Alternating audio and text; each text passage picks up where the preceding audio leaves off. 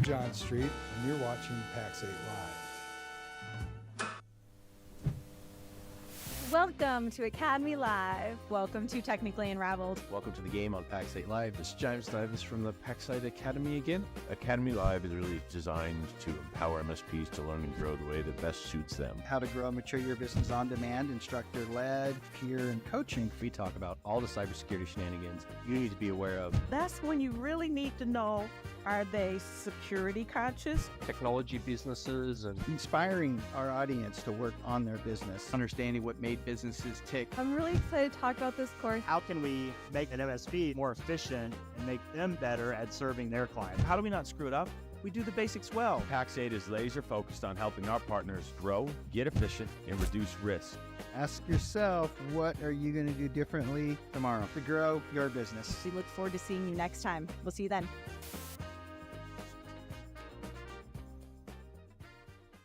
Are you guys excited? Are you ready to start Beyond? Who's coming to Beyond 24? You want a little more? I think folks are really excited about what they can do with their customers and how they can help grow their business. It's a massive opportunity for all of you. Cheers to the channel community.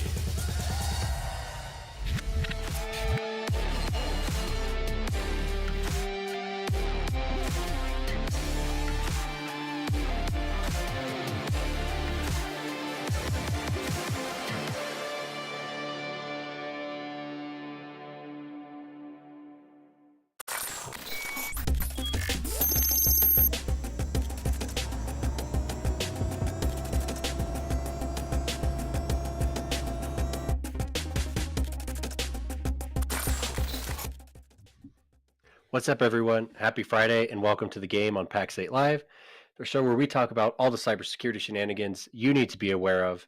And we have an interesting week because I sent the shenanigans in, but I'm still waiting on teams to deliver them.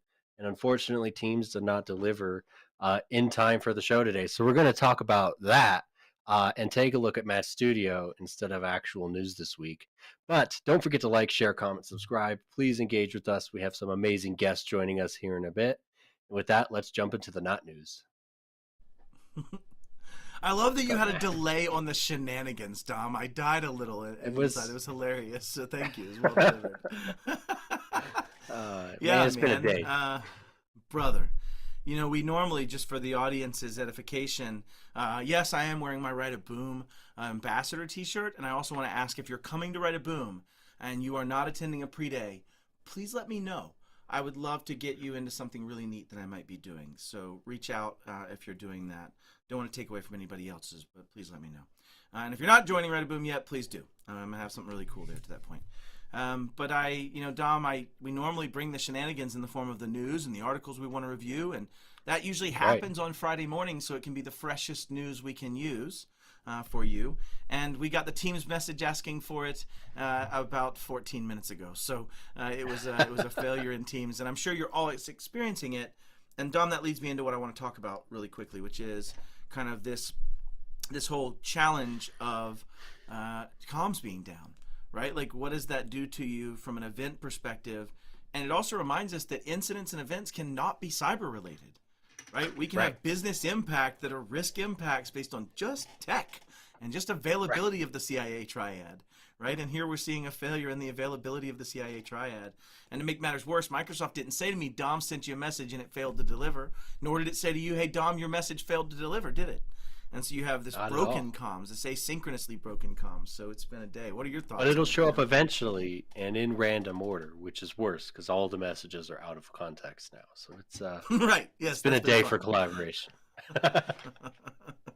And it does speak towards having out-of-bands comms methodologies and starting to think that way. And when you implement that, may be a different timeline than just cyber-related. Right, and in my former role, we had out-of-bands comms plans and timelines for when they would be used. Right, if your 4 hours in communications aren't working, then we might do this.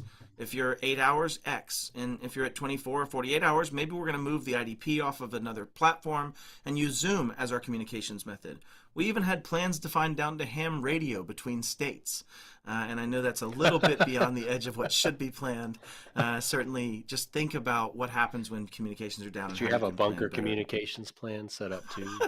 Just in case? We had no bunker. Like, there was no real bunker. Yeah. But we always knew Jeff had the most firearms and beef stationed down in Texas.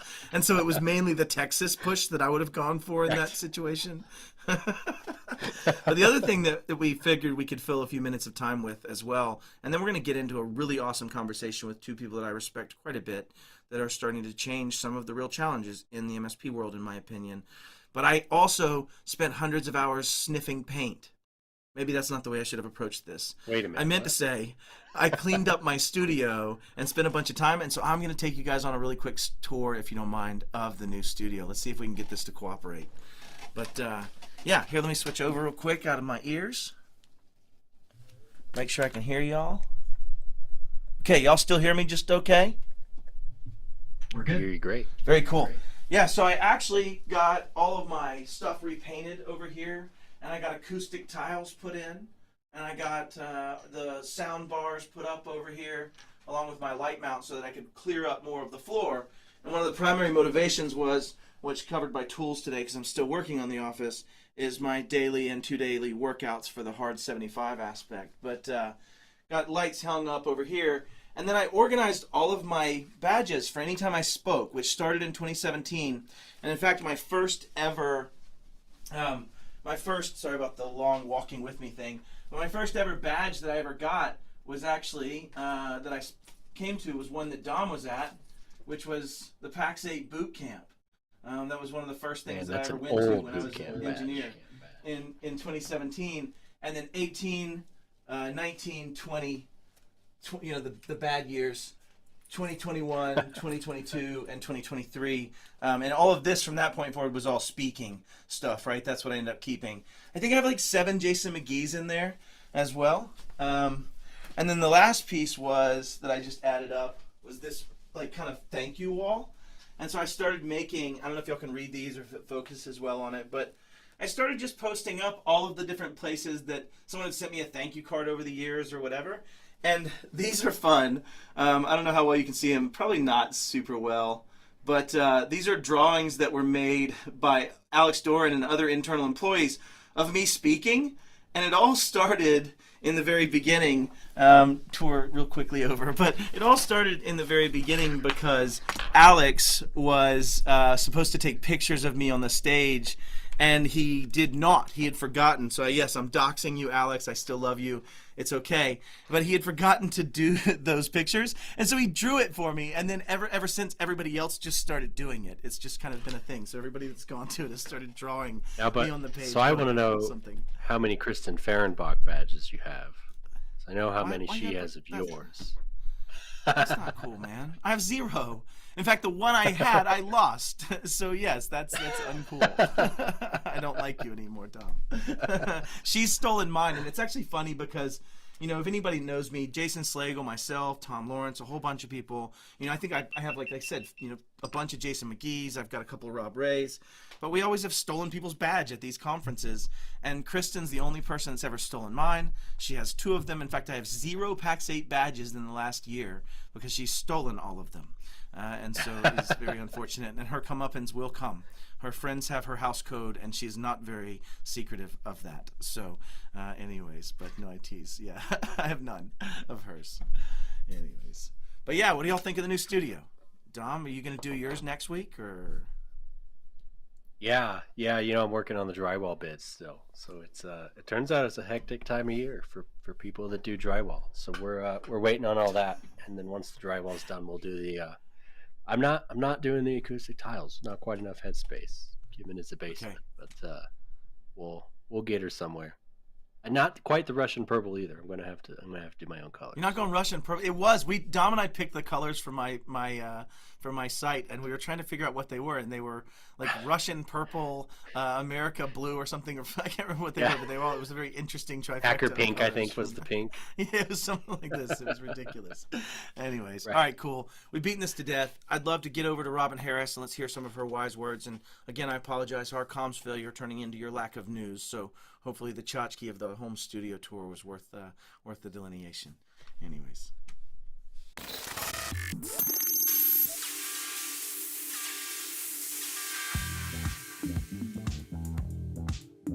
So, as humans, we often find we get bored with the basics. And I want you to track with me because this is very, very important when it comes to security and compliance, not just at work, but in our personal lives also. Those basic habits that keep us safe, they seem so insignificant, and they take a few extra minutes here and they slow us down a little bit, that our mind says, skip that, it's not important, skip that. Reuse that password, or, that type of thing. And what happens is when we start getting bored with the basics and we start skipping the steps, right? What happens is the bad actors love us. They're like, oh yeah, they're dropping their guard, they're getting sloppy, they're not doing the basic security things. And what they will do is, while we sort of get out of that mindset, they're hyper diligent and they're watching and waiting for us to slip up, for us to click the link, reuse that password, post the password someplace. All of these basic things, not let somebody in the office tailgating. All of these basic things, they're there for a reason.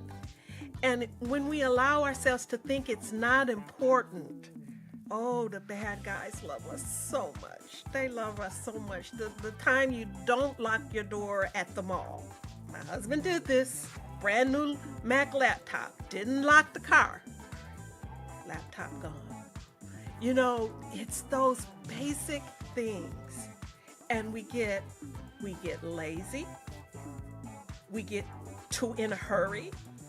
We start thinking it's not that important. And we drop our guard.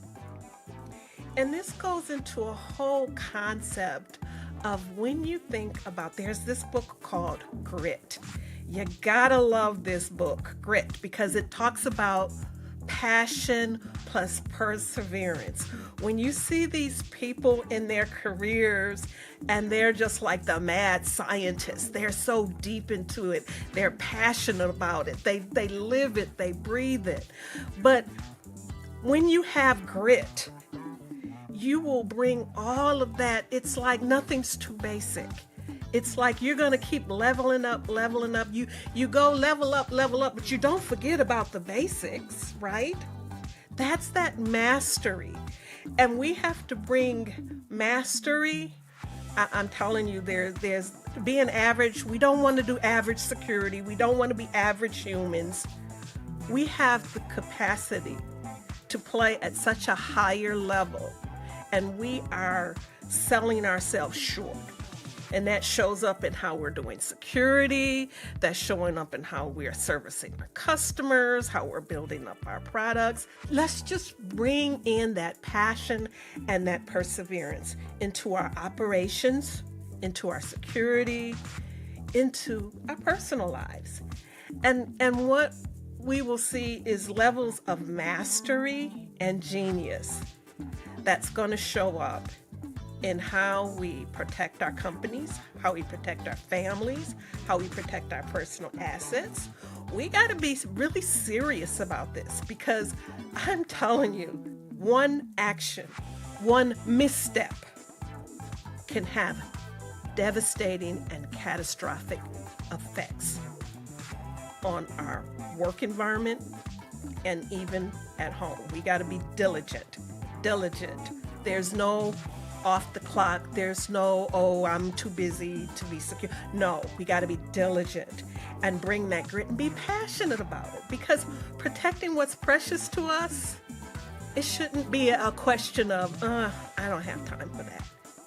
I don't know how you feel about your work, your job, your family, but these things are precious to me. They should be precious. We want to protect them. We want to protect our customers. We want to protect our partners. We want to protect the vendors we do business with. Just bring that passion and perseverance, and never, ever, ever stop practicing the basics.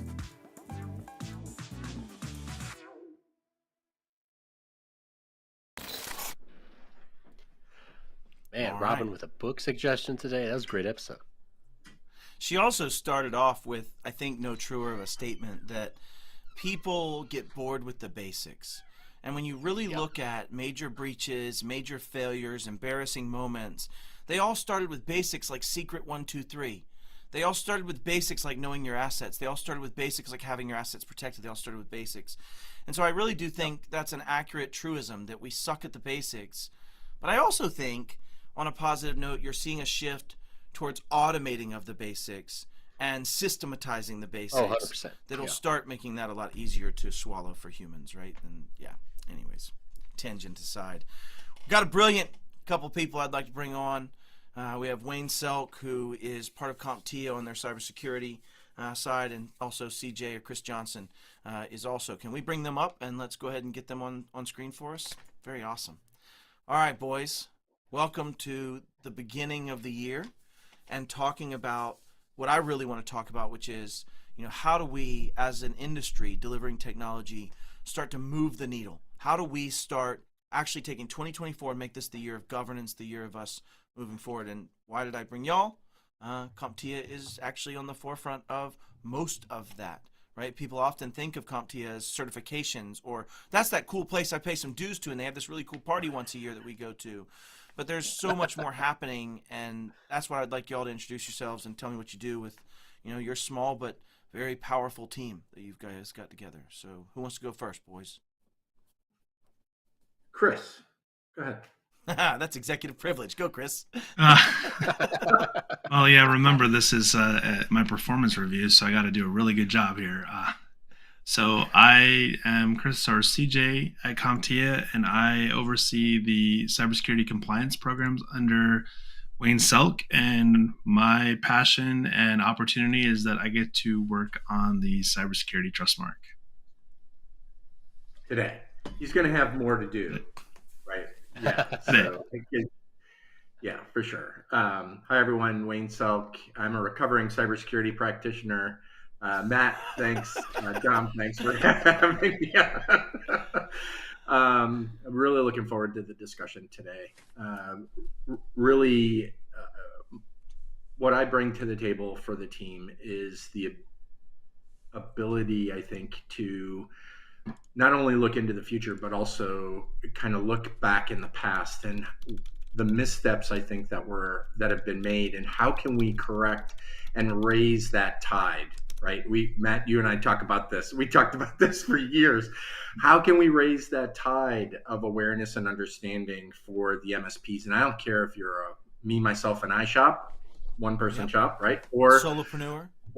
Right. Yeah, exactly. Or if you have 300 or 500 individuals currently, to me, it doesn't matter, right? We can all do better at cybersecurity across the board. Yeah. Thanks, Matt. Yeah, absolutely. Absolutely. And I think some of the things you're seeing happen, and this is maybe something we set the stage with, is MSPs have done a lot of things for cyber for a long time. We have had people doing dark web monitoring and email protections and a smattering of things that they thought pragmatic to do. We've seen that for years, right? I mean, Trustmark's been around a long time. This isn't something new. The difference being the impacts and the failures of integrating that and understanding it in a more holistic way are becoming more apparent, right? And they're more to the end user and consumer. They're being ransomed, they're being business email compromised, they're seeing those types of things play out, right? So that's the first statement. The pain scale is constantly increasing. right? Right. The But brutal, the you know, brutality you of the bring up outcome. thanks, Dom. You bring up an excellent point, Matt, right?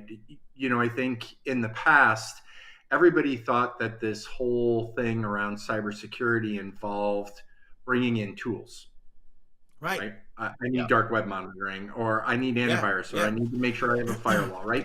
It was all mainly tool focused. And I think the program, and I know Chris is going to talk about this. I'm going to switch to call him Chris because there's not another Chris on here. We have a ton of Chris's at CompTIA, which is why he's called No CJ. need for his fake pseudonym, right? Yeah, right. But I think the challenge has become that from an MSP perspective and an industry perspective, we've gotten away from understanding the why behind the tools, right? And we there's not really, or have never understood, Wayne, in some cases. I don't really want to go there because I think to some degree the industry does have some inkling of what they're supposed to do. And I agree with you. The marketing teams have done a great job of kind of pushing and promoting what those tools should be used for. Sure. But I think part of the understanding that we bring to the table from a CompTIA perspective, from a community perspective, and now we're going to talk about how community fits into this in a little bit, but the Trustmark actually helps you understand what does cyber hygiene look like for my type of an organization, right? Sure. What should we be doing today?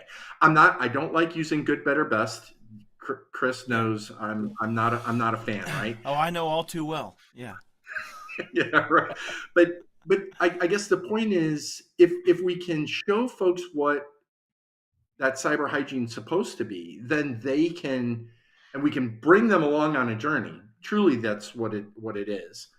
We can help change the culture and the mindset, which is really where cybersecurity lies, is inside of our mindset and how we approach things and what we do as an organization and as individuals inside the organization or outside the organization.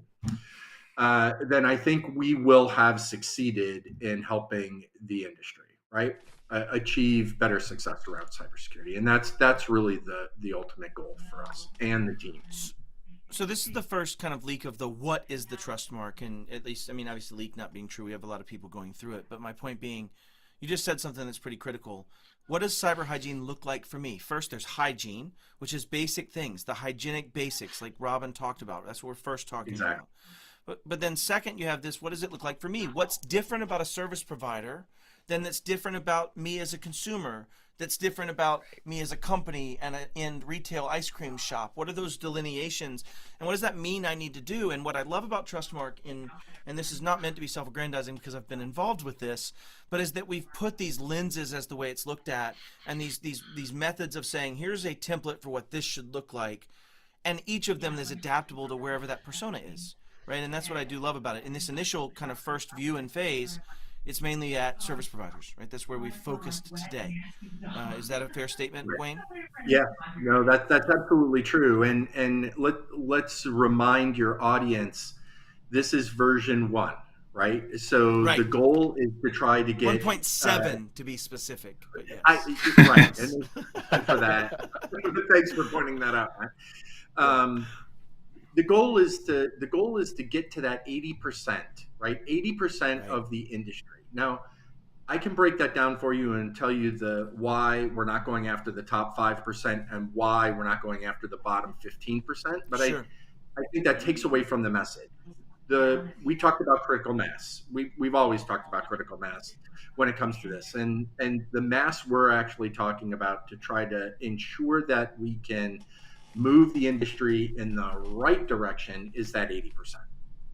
Yeah, absolutely it is. Again, that's because those are the MSPs that are hungry for understanding, having that awareness raised, having that aha moment, right, Matt? You know, the oh my God, someone finally explained it to me in a way that I can understand. I'm all in, right? That's the aha moment. And Chris, one of your challenges in owning some of this design and redesign of what existed and what's there before and where you're going now is really trying to get that, not only the 80%, Wayne, that you speak of the number of people that we're trying to speak towards, that bell curve of MSPs and service providers we're speaking towards, but even then the bell curve of what needs to be there. Like when we're talking about that, we're also not going for the 100% of all the stuff. Like Chris, we've struggled with topics like application development and pen testing and other things that we had to know that weren't in the bell curve of not only just the people, but the data set, right? Does it make sense for an MSP to spend $15,000 on a pen test right now? And some of those challenges. Do you want to speak towards some of the challenges of balancing where people are and where they need to be in the lens of something like this, Chris? Sure. I think the starting point would be is remembering the whole concept behind frameworks as a whole. Like frameworks weren't created to provide punitive damages to companies because they weren't doing something well. It was to give them a roadmap to understand where they have gaps and deficiencies, right? And sure, getting away from like good, better, best, like Wayne was saying, is to think about, if we go back to look at things like the omnibus rule as an example, and looking at things like when healthcare started showing incentives for like, get digital with your medical records and we'll give you money. And then the flip side of that was you aren't doing it well, so we're taking money away from you. So most of us have somewhere in our past where there's been some level, we know someone that's had punitive damages or fines inflicted upon them as a result of claiming to do something for an incentive, right? Like, we'll give you money to do this, and then doing it solely for the money. And then you fast forward, and we've had all these things from ransomware to just being debilitating scenario of, I don't know what to do, my company can't operate. And so when we look at the Trustmark, the goal is not how do we punish someone who can't achieve everything that's in the Trustmark. It's how do we give organizations, whether they're the solopreneur or the 300 employees, a grasp of security is not something that's just checking a box and saying we did it and we don't have to do anything else. It's recognizing that your culture and strategy and everything that you do within your organization is about protecting your employees first and your clients second. And if you don't have them in that order, then odds are you're going to fail at the second one. And I think that's really what the goal is behind the Trustmark. You brought up a unique challenge that we faced in the Trustmark working group, and Dom, I want you to kind of sanity check this for me. The challenge when trying to figure out how much risk does an MSP hold, right? This challenge of how do you codify what's appropriate for an MSP, and the challenge of that data. And I'll tell you where we came to, Dom, but I want to hear your initial thoughts on this challenge of why or are MSPs different from a risk quantification perspective than their clients, and maybe see if you can stumble on what my math was that we kind of came up with in this conversation. Yeah, I think an MSP owns a collective of risk. I'm done here. That is the sum of a portion of that they serve or who they serve, right? And for me as an owner, I had to make a decision, right? How much risk am I going to take in general, and how much stupid risk am I going to take in general? And what is stupid risk?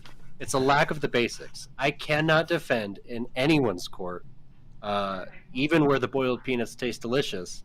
I cannot defend the fact that I didn't enforce an MFA policy. I can't do it, right? So that's a stupid risk. But I might be willing to take certain risks with certain classes or even certain customers to say, well, all right, there's a growth here or there's opportunity here. So for me, it was a profit decision. And not only the profit I'm making on the front end, but how much am I going to lose on the back end when the judge swings the gavel? So, Matt, can I jump in? Go ahead, Wayne. Yeah, do it. Yeah. So here's the interesting part of this risk conversation. Everybody's risk is different. So trying to stuff an MSP or even the clients into the same level of risk that for one another, you can't do it, right? Matt's risk is going to be different than Dom's risk is different than Wayne's risk. And by the way, that changes every single day. And it's not that you cannot come up with a level of risk tolerance for the organization. Just know that risk tolerance, because of something that happens outside, external to the org, may influence the overall risk of that business for the day. Teams went down. Yep. Teams had took a crapper or whatever, right? Never happens. So, now I know, but we're using that as an example because we were talking about it backstage. I love it. I tease. Yeah, right? I mean, stuff happens, right? Yep. So and I guess that's my point. Robin said her husband left his laptop in MacBook in the car. At the mall. Yeah. Well, and Matt and I were chatting. Well, what about the data that was on there, right? As it was stolen and walked off. I mean, the risk at that moment to the organization just changed, potentially. Sure. Right. Because of an event. Okay. Yeah. Because of an event, right? It could be, but any external threat could actually have an impact on somebody's risk, which makes it very difficult to try to put a number on it. Yeah. And have that number to carry through. And I knew that would trigger Wayne, so I pulled that string really good and solid. But the point is, and you can expand on that. Like, let's go all the way back to Jen Easterly's conversation at Carnegie. Right, the moment she said we're going to take the burden, and we're going to stick it on the people who are in control of that burden, right? That dramatically changes the risk conversation for us, for companies like Microsoft, and for the MSPs, right? So that's a huge monolithic event, even though it hasn't necessarily materialized yet. But Wayne, to your point, like the smallest of incidents is a difference in the calculation. That's correct. But what I wanted to get at, and I don't want people to miss, is as a service provider, let's assume your end client, your end partner has, we got some audio coming in, your end partner has 1 unit of risk. Let's just say that the math is that simple and we have one unit of risk. If I am a service provider and I have access to that, I am in some form part of and have encompassed some of that risk to me, whatever that X of that unit is, let's say. Would we agree with that, at least, Wayne? That as a service provider, I own some portion of that relationship because I'm now part of providing their sensitivity level with supply chain protection, things to that nature, right? So that kind of, that aspect. Well, I think we were still on the same page even without you going to the 1 unit measure, right? So again, if we sometimes have to, there are many lenses we have to look at our organization with every single day. As individuals in an organization, as a group within an organization, as an organization, and then external factors.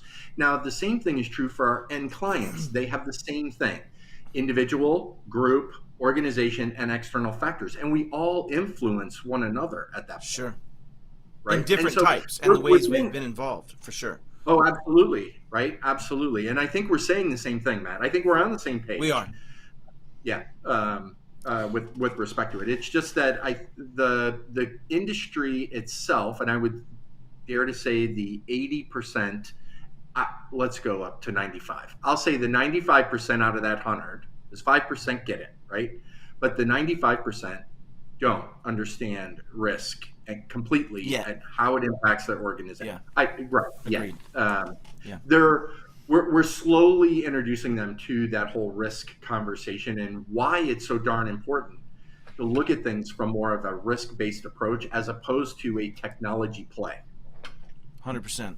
And if you follow that upstream and think about that as an MSP, Dom, I know that now if I want to make money and I'm going to attack a end client, I have X end client, 1X. If I attack you, I have all of the summation of all those X's, depending on how you've structured it, right? And it goes back to actions you can take to reduce risk. And this is where I wanted to bring it back to Trustmark. But so they're, in the sense that they're also go ahead, not all X. And I think that's important because Tim Golden in the chat said they own all the risk, and I disagree. I don't agree. That, it's right? 100% agreed. It might be a lot with some customers, and that's especially when I was newer at this, and I frankly didn't have a good understanding of risk. I took far more than I should have, but as I matured, and I think many of you were the same, I started to do a lot of things, whether from the legal angle or from the types of customers to take on or the way I operate, to take less of that risk. Right? We started to make it very clear to customers that this is your risk. You've made this decision. We've counseled you about it. So I think there's a lot of room for that. So I don't I don't want to sum it up as MSPs on all the risk, because if you do, then I think you need to evaluate how to offload some of that. But you do, in fact, as you aggregate each of those clients at point XX or point XY or however you define that, you're going to add up more risk likely than any one of the sum of those parts. And I think that's the reason the Trustmark, in my opinion, is so much better served in the service provider first, right? And in this aspect of saying, you now have more aggregate risk than your customers likely, right? Because you're going to take on some portion of those aggregate. And I think you can do things legally, right? Brad Gross will tell you how you can make your service agreements and those things to protect against a lot of that. But at the end of the day, there's also a technical and process and procedure gap today. Would everybody agree with that? Across most MSPs, we have a gap in policy, procedure, and then extensible governance over those policies and procedures. Is that a fair statement? Well, that same 95, Wayne? You've got one more, Matt. There's one more. I think we got to remember that a lot of MSPs forget sometimes that when you take on the role of IT for somebody else, you're part of their entity, right? You're their IT department, if you will. So I like to think of it, and when I explain it to people, is like, think of when you start out to be an MSP, most started with like, I'm going to do it better than somebody else. The place I worked, you name it, I can do this better. So they go and they stand up their shop. And they add a client, and now they've got a 2-story building. And they add 20 clients, they got a 20-story building. And the reality is that still has one set of doors and one elevator. It may not be everything, but I get really frustrated when I hear solution providers say, like, well, they signed this piece of paper that I made them sign that absolves me of all risk. I'm like, no, it doesn't. Like, they're still coming through the front door of your office with piggyback on somebody else's credentials, right? Yeah. So I think there's a balancing act. All of those things are extremely important. But to the risk part of this, we've got to remember that every client you add as a result of the role you play within their organization is a risk that you cannot get rid of. And you shouldn't. That's how business makes money. Right. Let's be honest, right? Alyssa Miller, who's going to get on and argue with me next week on my show, you make money because as a business, you take risk as a business owner, and for that risk, you are rewarded with profit, or you fail and lose money. You take a risk. That is the point of it. And I think we've got to start being healthier about how we talk about risk, right? You have to accept it, and you have to make decisions on how you mitigate and or deal with it, or transfer it, right? Oh, those pieces. The other thing that came in was Tim said, how does Trustmark help me with that? So let's bring this back to meaningful statements from y'all. How does Trustmark help this? We've talked about the problem. We know the gap. We know what's missing. What does Trustmark really do? Let's get down to like the meaningful parts. What are some of the components of being successful with Trustmark? Whoever wants to tackle it. Go ahead, Chris. I think it's a change in the culture of your company, not the Trustmark itself, but we talk about this a lot. Culture is what defines a solution provider, right? That's how your clients know you and who you are and why they're doing business with you. It's usually not because you're just the cheapest one in town. Hopefully that's not the case. Hopefully not. Right. But the thing that comes to mind when I look at the what's in the Trustmark is as you go on this adventure, if you will, and you look at the safeguards and you look at where your gaps and the things that you need to do to improve your cybersecurity posture, you start seeing opportunity for collective change. Not change that you enforce or inflict on your staff or your clients, but an opportunity for your staff and your clients to buy into something that they recognize as a value proposition that improves the likelihood of when bad things happen, they don't destroy your company, that there's a path forward after something happens. And I think that's where I would argue, if you don't have a starting point on your journey, and obviously Trustmark's not the only place to start, but it's in many cases an easier lift than trying to accomplish large frameworks or doing something where the expectations are largely based on what you do on your own. And the Trustmark isn't just a set of safeguards and, collecting of evidence. It's participating on a journey with other solution providers that are also wanting to achieve a higher level of maturity within their own organizations. Now that speaks to how do we make a change. And I'll say this right now. We have a moment here, y'all. Anybody watching this, anybody watching it down the road, I'm going to say something. We have a moment.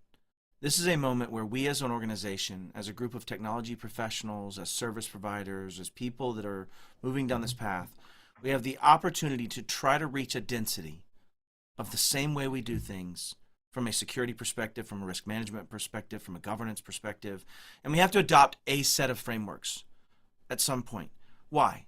So that we can at some point have the things solved of saying, no, I do the same levels of things. We're a professional service just like everyone else. We're drifting from a commodity and a commoditized thing to professional service and strategic advisory and things down that nature. But we can't do it if the barrier to entry is just anybody that hangs a sign and puts it up on the wall and says MSP. And so at some point, we as an industry, in my opinion, this is Matt Lee's opinion, I'll take this not even as Pax8 saying this is Matt. As an industry, we have to have a standard we agree to. We have to rapidly reach critical mass. And then once we reach that critical mass, the government has to then start saying, yes, we're going to make this the standard. And that's how a self-regulatory body gets born. And I believe Trustmark, in my opinion, is the most pragmatic and achievable set of basics that I think everyone should have. And they seem daunting right now to a lot of people, Chris and Wayne. And I'll ask you, have you gotten any pushback? It's 170-something controls that we've put in here that sound like a mountain to get over. And in my mind, I think it's the basics. What do you have thoughts on that, either of you, as we go down that path? Well, Chris can talk about the specifics on the pushback. Let me just bring one more thing into this to help everybody understand. Right, the biggest risk most MSPs around the world, by the way, have when it comes to cybersecurity is not their financial; it is their reputational risk. Right. Yeah. And so, and what I mean by that is, and Matt, you kind of touched on it. If Johnny down the street or Jane around the corner are not doing the same things that we're doing, and we know we're doing things at least to a set of practical guidelines where we know we're on a path to continue maturing and get cyber really focused, but the other two are not, and they're coming in at half or 75% of what I'm going to charge my clients, they fail, that means we all fail. Amen. Right? Yeah. Because they're still calling themselves a managed service provider. Whether or not they're doing the right thing, it impacts all of us from a reputational standpoint. So I just wanted to make that clear point, right? I love you so much right now. I've been married for 20 years, and it'd be very weird for us to propose this. Brother, I love that statement so much. I'd marry it. Yeah. And also we had positive energy in the audience say, Easterly says we need to make the stewards of our data protect it. And what she really said in 3.3 in the National Cybersecurity Strategy says, hold the stewards of our data accountable. And it goes on to say that often the victims are called upon to manage their own protection and security. And that's a problem, right? We don't do it in cars. Even my hammer has a warning that says, Matt, don't hit yourself in the head with this hammer, stupid, right? It's weird they personalized it, but they did. I get it. But the point is that we see this world shifting to, you need to let the capitalism that we do love and build and live in also fix this problem. Right? This also needs to be something that we hold standards and we have barriers to entry, and it's the only way you solve this. But I do love that quote of like, hold the stewards of our data accouple, and it does start. It trickles all the way through the industry and the supply chain. Like right around the time that happened, we were kind of ragging on Microsoft about like, hey, we need more secure defaults, right? These things need to come out of the box in a way that's safer than they are today. And to their credit, they've made some progress in that direction, and so have others. But this also comes down to us as Pax8 and how we steward the data that we use, and you as service providers and how you steward the data you use. And I think we're getting to a point where that ice cream shop you were talking about cannot protect credit card data, right? When you buy your ice cream, they do not have the capability to protect your data, right? So you have to shift that responsibility to people who have the capability. Right. And you've seen it, right? You've seen the Shopifys and the platforms that solve that in a systemic way. Like, how many less PCI scans are you doing of ice cream shop number 7? Because now it's all done in a platform that's managed by some third party, right? And you change some of that structure in the way it's by the way, out. For the service provider, we don't get those stupid emails from who'd-you-call-it PCI service about port 443 anymore. So it works for everyone. Never heard of who'd-you-call-it anymore. Yeah, what do you mean heartbleed? They're really this is prominent. Okay? Yeah. I digress. But no, I love other thing I wanted to tackle, we have a question from the audience, and it was Tim over there at Compliance Scorecard, good friend of ours. But he says, why Trustmark over CIS or NIST? And I'm going to give each of you a minute to do your 2-minute pitch. So each of you grab a thought. Whoever wants to go first, and we'll just go around the horn. Why Trustmark over the subcomponents of CIS or NIST or CAF or NCSC or Essential 8 or Essential 8 Enhanced, or why Trustmark? Why add a new one? Let's tackle that. So I think this is actually really easy. So one, I don't think we need to. So the Trustmark's not a framework. It's a Frankenstein of frameworks, and I think true story. Depending on Frankenframe. We brought up Frankenframe, yeah. So what you brought up with like PCI is to think about what type of data does PCI compliance look to protect, and you've got HIPAA and others to protect different data types. And the reality and behind what the Trustmark is that the goal was, how do I put together a set of safeguards that uniquely identifies and can be recognized by the organization that's implementing that. Like, this is a capability model that we put together that says these are things that solution providers need to do, not just from a best practices standpoint, but from a how do I articulate this to my clients, to my employees. And so nothing against those other frameworks, but I'll give you some examples. CIS has no governance in the framework. Yep. So how do you get adoption in an organization? I should have gone first. You're stealing parts of my pitch, Chris. This sucks. It's cool. You keep going then. It's fine. The only other thing I'll say to add to that is, if you look at the other frameworks, talk to me about how there are people out there that are saying, we collectively want to help you be successful in addressing the safeguards that are in this Frankenstein or Frankenwork, whatever you want to call it, right? Like, if you look around there, sure, there's organizations that provide coaching and they will help you through a framework, but at the source, you don't get on the phone and call NIST up and ask for help with 800-171, right? Like, sure. So I think that's one of the differences. And like, I think what we want to see going forward is remembering that as the Trustmark matures and as we as an industry mature, what are the safeguards in other frameworks that we need to incorporate into a more community-driven model to be successful and get rid of those gaps? I'm cheating. I'm jumping in. I know I'm a show host, but it's okay. I Go. get to do this. So I think you nailed it. I think that's the difference. And as much as I love Phyllis Lee and team, they have to serve so many different spaces right now, and most of it is centered around just the answer of the pragmatism of what should we talk about no matter who the audience is listening. Same thing with NIST. NIST is very focused on, don't give them all the answers, just be the big arching things, let them figure it out. They have to be the practitioners, they'll solve those things. And we get the luxury of saying, when we got to do this through the working group and to reimagine, we got to pick the winners from the different places that we knew would work. Like, why do we go so heavy in CIS? Because it's very pragmatic and it's very easy-ish, joking aside for our hundreds of hours of digging into this, Chris, but it's very easy to parse into the little components we need to do. And then why did we pick other stuff from NYDFS, and why did we pick other things from different various frameworks? We got to franken build what's right for MSPs today. What we think is that, as a coach, if you think about yourself ever coaching football or basketball, if anybody's ever been a coach, you set that stretch goal right away that you know is out there a little bit, that you know your team can achieve, that you know they can do, but you know they might fail. And that's the edge. It's where you want to push it. And we got to set that. But more importantly, Chris, we get to change that. We get to raise that bar as the industry changes. We get to boil the frog small bits at a time, in my mind.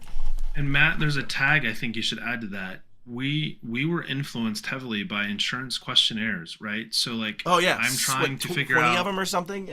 Yeah. So when an insurance questionnaire has questions that are also Frankensteining where they get their information, how do we make sure that we have them covered? And remember, anybody answering a questionnaire knows that any question you answer probably is making references to more than one safeguard in multiple frameworks. Yeah, great call. Sure. Wayne, anything we've missed in that initial just barrage of this statement? Yeah, I think one of the big things to understand here is that this is not a us versus them, right? Right. The Trustmark exists because we wanted something that was unique enough for the unique industry that is the managed service provider, right? We wanted to be able to help give those owners and organizations the opportunity to come back down, right? Let's make sure we have everything in proper alignment. And with those things that we don't, we can solve for through others who have probably tackled it already in our size of an organization. Yeah, exactly. So I do want to say for everybody that we have partnered with CIS. Exactly. Right? I wasn't going to say it, Wayne. I didn't know if I was allowed. So okay, you got it. They're all very excited over there that we have something that can almost be MSP-like with 87%. CJ, keep me honest, of the CIS critical security. Math checks out. Right? So, Hey, I mean, it's 136, 153rds. Approximately. 136, Okay, 153rds, whatever that math is. Okay, sure, whatever. But honestly, and it's no different for any of the other frameworks either, right?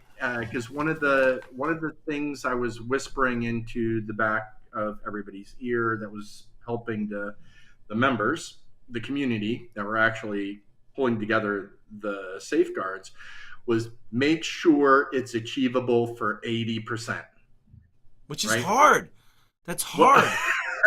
Well, it's really hard. It's 84.967320026%. There you go. Okay, that's fair. We're close. We're close.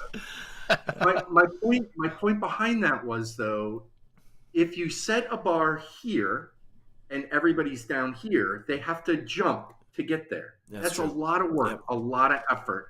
That was not the goal and objective of the Trustmark. We wanted to make sure that we set a bar that was going to be, to your point, Matt, a little bit of a stretch in some areas, but we could achieve it, right? So once we get folks adopting this, you can see the ship starting to turn. Version 2X will come out. Thank you for the right? X. I need that. And the bar gets raised a little more, right? And so, because look, let's be honest here. The bar should be here. We can't do that today. Matt and I we raise the tide, right? But if the boats are chained to the dock, people are going to go underwater. It's not great. It's not great. I've seen it in a horror movie. Not great at all. I would pull the bar for a minute, because I think there's something else here. We have this in the Trustmark. We have ready, aware, and resilient, right? And awareness is the second step, and awareness is understanding what you didn't know about your own environment. It doesn't matter how high the bar might be.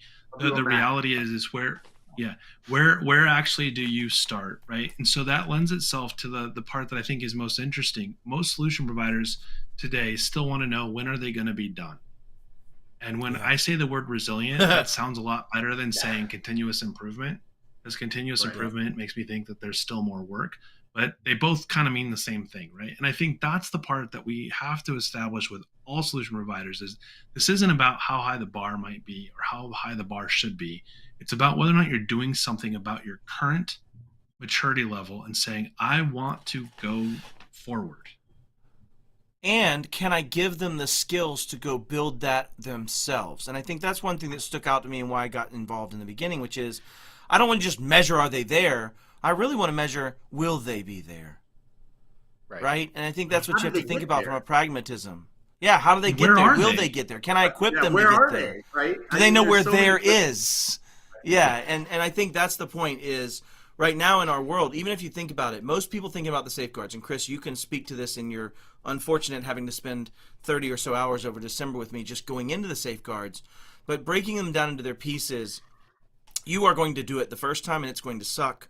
You're going to do it the second time and it's going to get a little broader, the third time a little deeper, the fourth time a little broader. And the point is, we know that the bar not only needs to be higher, but it has to be broader and deeper in the things we're doing to win, to defend ourselves. So to say I'll never get there is not true. I think you'll get to a point of stasis where you have the right number of humans, the right processes, the right methods to continue it going forward. But it'll feel like a lift to then. But you're right. This is something you do forever.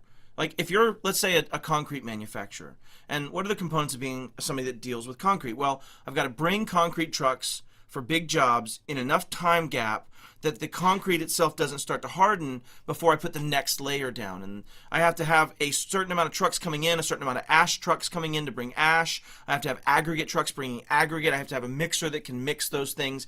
And I have to have enough traffic to get those trucks in and out to be able to fill a traffic job. And so I say all that, like, think about each of those components that make me successful. Do you ever stop having operations that deal with ash plant problems or power plant problems? Or no, it's a constant basis. Why? That's how you make profit. This is just one of those arms you're going to get better at, and it's going to be part of how you do things. And so I don't want this to feel overwhelming, but I do love, Chris, when you're talking about people that think there's some finite aspect to this. There's a I'm done. I just had this conversation with a partner. I don't know, it was 2 weeks ago or something like that. We were talking about tools, ironically, and the whole point of security being a bag of tools. And he needed help picking, and I said, pick the one that fits your operations the best. I'm like, what do you mean? Should I just go look at the quadrant and buy the one on the top right? I was like, yeah, you could do that, but do you know how to use it? And it's the same conversation when you're implementing a tool. That one too. Can you afford it? That one too. Quadrant's a little pricey, and all parts of it. Anyways. Right. And as you move through that journey, you start to get good at it, but you can never leave it alone. You can never just deploy a tool and call it deployed. You have to work it into an operation. And cybersecurity from a broad perspective is the same way. You take a journey to get mature, but once you're mature, you have to stay mature. You have to continue to exercise that and build a team of people that do things with the tools to keep you secure. Yeah. That's the big Or to challenge. reduce your risk is a better statement, right? Because you're never secure. Correct. That's fair. Right, because it's all about reducing the impact. That's it. That's everything. I don't know. I was told recently I'm cyber immune, so just. Did you get that? That's good. That's good. You got the You're cyber injection. immune. Yeah. Wayne just died a little inside. I love it. So let's pivot a smidge, and we only have 6 minutes left that we're going to wrap this up, and a lot of MSPs are still sticking in. We have quite a few. So one of the things I'd love to ask is, we have a challenge for you, right, Wayne? I think you talked about this earlier. How do we work together? The people watching right now, besides going through the Trustmark, how else do they help benefit? Because this is part of being part of CompTIA. This is part of spreading that word. And maybe if you want to speak a minute, just kind of Wayne or CJ on, how can people help you the most in that regard? How can the community help? Is that what I just want to make sure I'm understanding. 100%. Yeah. Right. And honestly, it's get engaged, right? Because here's something else I talk about extensively when I speak at events. I have experience. Matt has experience. CJ has experience. Dom has experience. But you have experience too. We all have experiences. And the nice thing about coming together in a non-judgmental community, by the way, I love that, is that you can actually share your experiences with us, and you can teach all of us. No one is a true expert in cybersecurity. Amen. They may be niche-y, right? They may be a niche expert, and I know Tim Golden's blowing up right now. Damn it! But I'm picking on him because he put 4 questions in the chat. But I love Tim. But my point is, we all have experience, and we all need to share those experiences, right, with one another, because that actually helps us raise the bar together as an industry. So, amen. Get engaged with CompTIA. It's very inexpensive. Yeah. It really is. My call is join CompTIA, talk about CompTIA. If you like what you're hearing here, and if you think this is a mission you believe in, damn it, help us. Get involved, sign up, get on the wait list. We've made some promises to multiple national directors of cybersecurity at multiple nation states that we're going to get you through this program and help you go down this path. And I think while we've got the ears and while we've got this direction, dang it, jump on and help us. And join CompTIA, be part of the communities, and jump on the wait list. There's no wait. We've cleared the wait list again. It's not a wait list anymore. It's an interest list. I'm interested in sign up. List now. Yes. Yeah, how about that? Good. Yeah. And I will say, because we get this asked, how much does it cost? So I'll just tell you, to be fully assessed costs $2,500 plus your $250 stand-up fee. If I don't say that, that's the question I get asked. Well, if I would have, you asked the question that we didn't answer, do you get any pushback? That's the one question that I've had, and that is literally the only pushback I have had thus far has been, I wish I'd have known before I started how much it costs. I'm like, why? Because you were planning on doing ISO or some other one at 10x that? Let's put that in perspective. Right. We have two minutes. Dom, how much does a SOC 2 cost if you're an organization? Just take a stab at it and give people some ideas. 15, 25,000 in prep, and then another 10, 15, 20 for the audit, something like that. And this is something CompTIA wouldn't say, but it's costing CompTIA some of that too. Yeah. Sorry, go ahead, Wayne. Correct. Yeah. Oh yeah, no. That's true. I was Dom, just to point it out, right? That would be for a type 2 audit, right? You have to go through a type 1 first before you can get to a type 2. Yes. Yeah. So, and we spent $10,000 on our type 1.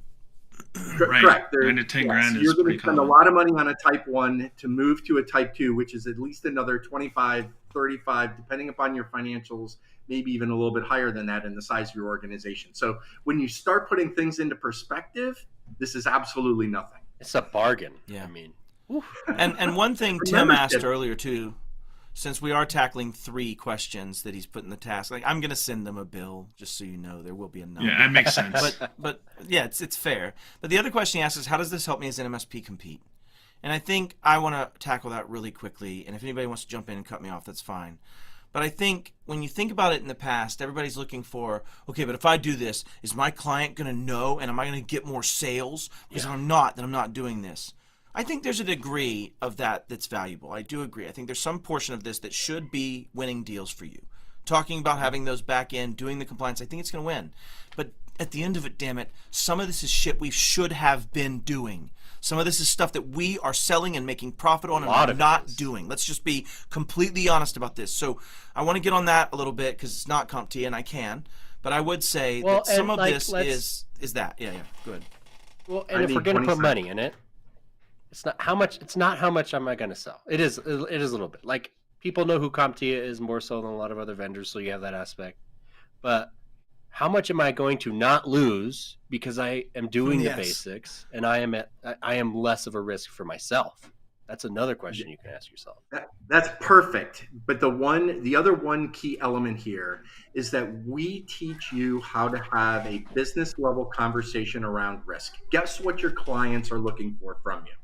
They're looking for a business level conversation around risk. Why am I having to put in another firewall? You just sold me one 3 years ago.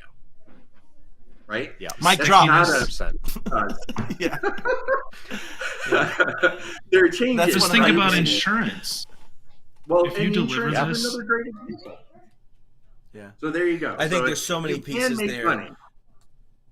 Dom, I wanted to punch it a little bit because Tim brought it up, but why don't you close us out and go ahead and wrap it up, and we'll see y'all next week as well. So, Wayne, I'm so happy CJ, to have done this, y'all. Thank you. Thanks so much for joining us. This was a fantastic episode. Please do get involved in CompTIA. They're doing a lot of amazing work over there. Also, don't forget to get involved in PAX 8 Beyond. That's coming up quick. We don't want you to miss it. And if you're joining us from EMEA and you haven't seen the news, there's another Beyond this year happening in Berlin. So if your account rep hasn't told you about it, make sure you give them a little punch. Thanks for engaging us in the chat today. This was really fun, even though it was mostly Tim. We love you. We'll see you next week. We have a really interesting episode next week. Matt and I are actually going back to high school, so it should be a really fun one next week, and we'll see you then. Yeah. Y'all seen 21 Jump Street, right? Oh, that's rough. All right. That's the end of the show. See y'all. Have a good weekend. Thank you so much.